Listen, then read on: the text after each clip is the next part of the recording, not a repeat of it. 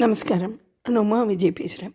இந்த தென்னிந்திய திருத்தலங்கள் யூடியூப் சேனலுக்காக வேண்டி இன்றைக்கி போய் தரிசனம் பார்த்த ஒரு ஸ்தலத்தை பற்றி தான் நான் சொல்ல போகிறேன். முருகனுக்கு அறுபடை வீடு இருக்கிறது எல்லாருக்கும் தெரியும். அதே மாதிரி பிள்ளையாருக்கும் அறுபடை வீடுகள் இருக்குங்கிறத சில வருஷங்களுக்கு முன்னாடி தெரிஞ்சுண்டு அதில் பார்த்த ஸ்தலங்களை பற்றி நான் உங்களுக்கு பதிவு பண்ணியிருந்தேன்.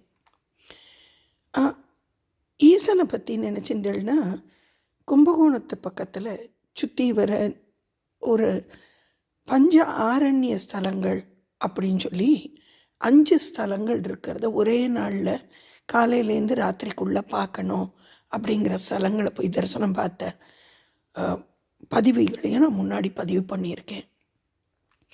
அதே மாதிரி ஈசனுக்கு உண்டானது அஷ்டவீரஸ்தானம் சொல்லிட்டு அவர் செஞ்ச 8 வீர ஸ்தலங்களை பற்றியும் நம்ம பார்த்துருக்கோம்.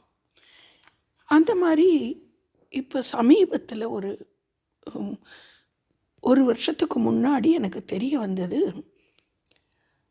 சிவனுக்கும் 6 ஸ்தலங்கள் இருக்குது தரிசிக்க வேண்டியது. அதையும் ஒரே நாளில் தரிசிக்க வேண்டியது. அந்த பஞ்சாரண்ய ஸ்தலம் மாதிரி இந்த 6 ஸ்தலங்கள் ஷடாரண்ய க்ஷேத்திரங்கள் அப்படின்னு. ஷட்டுன்னா 6, ஷஷ்டி, அதனால தான் சொல்கிறோம். ஆரண்யம்னா காடு. அப்படி 6 காட்டுக்குள்ளே இருக்கக்கூடிய ஸ்தலங்கள் அப்படிங்கிறது ஒரு வருஷம் முன்னாடி தெரிஞ்சினேன். அதை போய் பார்க்கணும்னு நினச்ச போது ஈசனோட அருளால் இந்த வருஷம் தீபாவளிக்கு இந்தியா போயிருந்தபோது போய் பார்க்குற பாக்கியம் கிடச்சிது. அதில் முதல் ஸ்தலமான மேல் விஷாரம் அப்படிங்கிற கோவிலை வால்மீகீஸ்வரர் அம்பாள், வடிவுடை அம்பிகை அம்பாள் சமேத வால்மீகீஸ்வரர் கோவில், அந்த கோவிலை பற்றி தான் நம்ம இங்கே பார்க்க போகிறோம். இந்த 6 ஸ்தலங்கள் வந்ததுக்கு உண்டான காரணம் என்ன அப்படின்னு சொல்லி கேட்டாக்க, பார்வதி காஞ்சிபுரத்தில் பிருத்திவி, அதாவது மண்ணுனால் ஈசனை லிங்க வடிவத்தில் வடித்து பூஜை பண்ணி ஈசனையே கல்யாணம் பண்ணிக்கணும்னு சொல்லி ஆசைப்படுறா. அம்பாளோட தவத்தில் மெச்சின ஈசன் கல்யாணத்துக்கு சம்மதிச்சு வரார். சுவாமிக்கும் அம்பாளுக்கும் கல்யாணம் தெரிஞ்ச உடனே தேவாதி தேவர்கள் எல்லாருமே பூலோகத்துக்கு வரணுன்ட்டு வந்துடுறா. அந்த மாதிரி வரும்போது 7 ரிஷிகள், சப்த ரிஷிகள் நம்ம சொல்லக்கூடியவா வரா. கூட்டம் அதிகமாக இருக்குது. அப்போ அவளுக்கு நித்தியபடி பூஜை பண்ணுறதுக்கு சிவலிங்கம் வேண்டியிருக்கு. அந்த சிவலிங்கத்துக்காக வேண்டி அங்கே பக்கத்துலேயே ஓடுற பாலாற்று, அந்த பாலாற்றோட 3 கோவில் தென்கரையிலையும் 3 கோவில் வடகரையிலையும் 3 ரிஷிகள் பிரிஞ்சு சிவ பூஜை பண்ணினாலாம். அப்படி வால்மீகி ரிஷியால் பூஜை பண்ணின ஸ்தலம்தான் இந்த மேல் விஷாரம் அப்படின்னு. 6 முனிவர்கள் தங்கினதுனால இந்த 6 முனிவர்கள் தங்கின காடு இருக்கிற பகுதி இந்த பகுதிங்கிறதுனால தான் இந்த பகுதிக்கு ஆற்காடு அப்படின்னு பேர் வந்ததா இந்த கோவிலில் பூஜை பண்ணுறவர் சொல்லி கேட்டேன் நான். இந்த இடத்துக்கு ஏன் விஷாரம் அப்படின்னு பேர் வந்ததுன்னா, விஷ ஆரம், அதாவது விஷ செடிகள் நிறைந்த ஆரம் காடு அப்படிங்கிறதான் விஷ ஆரம் அப்படிங்கிறது. இது மேல் விஷாரம் அப்படின்னு இப்போ மறுவிடுத்து.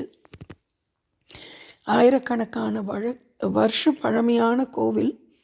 இங்கே இந்த விஷமான மரம் என்ன, செடி என்ன, விருட்சம் என்ன அப்படின்னு பார்த்தேன்னாக்க எட்டி மரம். எட்டி மரம்ங்கிறது ஒரு சிறந்த மருத்துவ குணம் நிறைஞ்ச மரமாக இருக்குது. எட்டிக்காய் அப்படின்னு சொல்லுவாள். அந்த எட்டி மரம் நிறைஞ்ச இடம்தான் இந்த இடம். இந்த கோவிலோட தீர்த்தம் அக்னி தீர்த்தமாக இருக்குது.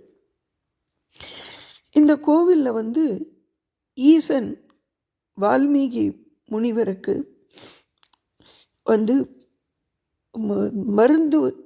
மருத்துவ குணங்கள் மூலிகை பற்றி எல்லாம் கூட இங்கே அருள் பாலிச்சிருக்கார் அப்படிங்கிறதும் தெரிஞ்சின்ற ஒரு விஷயம்.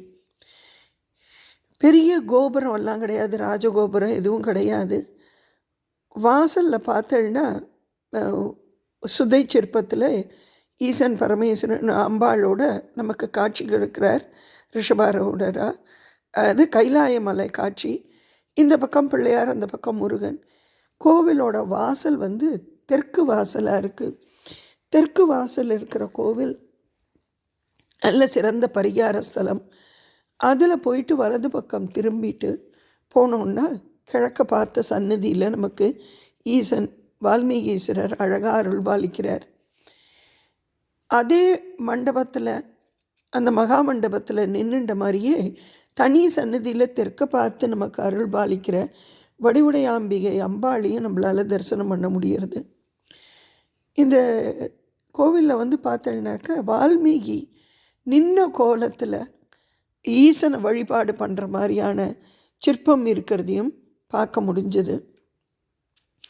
இதுக்கு முன்னாடி பத்தூர் கோவிலில், பத்தூர்னு சொல்லி குடவாசல் கிட்ட இருக்கிற கோவிலுக்கு போயிருந்தபோது அந்த கோவிலில் அந்த சரக்கொன்றை மரத்துக்கு பூஜை பண்ணி வணங்குற வழக்கம் இருக்குது, ஸ்தல விருட்சத்துக்கு பூஜை பண்ணுற வழக்கம் இருக்குங்கிறது தெரிஞ்சுட்டேன். அதே மாதிரி இந்த கோவில்லையும் வந்துட்டு ஸ்தல விருட்சத்துக்கு அபிஷேகம் பண்ணுறது, அதாவது எட்டி மரம் தான் இங்கே ஸ்தல விருட்சம். அதை தவிர இங்கே வந்து வில்வ மரமும் இருக்குது. இங்கே இந்த எட்டி மரத்துக்கு வந்து அபிஷேகம் பண்ணி ஆராதனை பண்ணிட்டு போனால் அவளோட வியாதிகள் எல்லாம் குணமாகிறதா ஐதீகமாக இருக்குது. பஞ்சபூத ஸ்தலங்களில் இந்த ஸ்தலம் வந்து அக்னி ஸ்தலத்துக்கு சமமானது அப்படின்னும் சொல்லப்பட்டது. இங்கே இன்னும் ஒரு விசேஷம் என்னென்னா, கோஷ்டத்தில் வந்து பிள்ளையார், தட்சிணாமூர்த்தி, பிரம்மா, விஷ்ணு, துர்கை எல்லோரும் இருக்கா. சண்டிகேஸ்வரர் தனியாக இருக்கார். ஆனால் சுற்றி வரும்போது பார்த்தோன்னா லிங்கோத்பவர் தனி சந்நிதியில் இருக்கிறத பார்க்க முடிஞ்சது. என்னத்தினாலன்னா அதுக்கு தான் இந்த ஸ்தலம் வந்து அக்னிக்கு சமமான ஸ்தலம், அக்னி ஸ்தலம். அந்த அடிமுடி காண முடியாத ரூபம் தானே அந்த லிங்கோத்பவர் ரூபம். அந்த லிங்கோத்பவருக்கு இங்கே மகா சிவராத்திரி அன்னைக்கு அபிஷேகங்கள், விசேஷ அபிஷேகங்கள் தனியாக நடக்கிறது அப்படின்னு சொல்லப்பட்டது. இந்த லிங்கோத்பவருக்கு முன்னாடி ஒரு சின்ன லிங்கமும் இருக்கிறத தரிசனம் பார்க்க முடிஞ்சுது.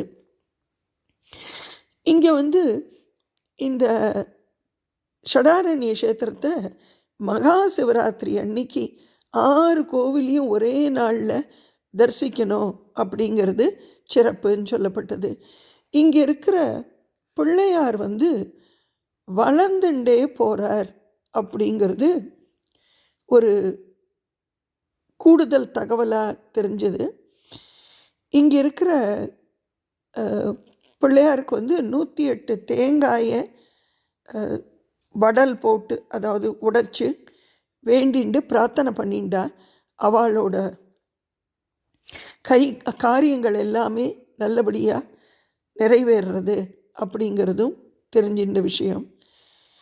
இங்கே நந்தி பகவான் இருக்கிற கொடிமரம் கிடையாது, இனிமே தான் கொடிமரம் பண்ண போகிறா. கொடிமரத்துக்கு ஏற்பாடுகள் நடந்துட்டுருக்கு அப்படின்னு அந்த கோவிலில் பூஜை பண்ணுறவர் சொன்னார். அந்த நந்தி பகவான் இருக்கார். அது பக்கத்தில் தான் இந்த வால்மீகி நின்ற கோலத்தில் இருக்கிறத பார்க்க முடிஞ்சது. இங்கே வந்து இதை தவிர நவகிரகங்கள் இருக்க, அப்புறமா தனியாக வள்ளி தேவி யானையோடு சேர்ந்த முருகர், கால பைரவர் இருக்கார். இந்த ஊரில் இருக்கிற கால பைரவருக்கு வந்து கபால பூஷ பைரவர் அப்படிங்கிற பூஜன் பேர் இருக்குது. இவருக்கு அஷ்டமிகளில் பூஜைகள் சிறப்பாக நடந்துட்டுருக்கு. இங்கே இந்த வில்வ மரம், எட்டி மரத்தை தவிர அரச மரம் ஒன்று தனியாக இருக்குது. அந்த அரச மரத்துக்கு அடியில் நாக பிரதிஷ்டை பண்ணியிருக்கா. பக்கத்துலேயே ஒரு நர்தன விநாயகரும் இருக்கிறத பார்க்க முடிஞ்சது. இந்த கோவிலில் வந்து 4 தனி நால்வரையும் இருக்கிறதையும் பார்க்க முடிஞ்சது.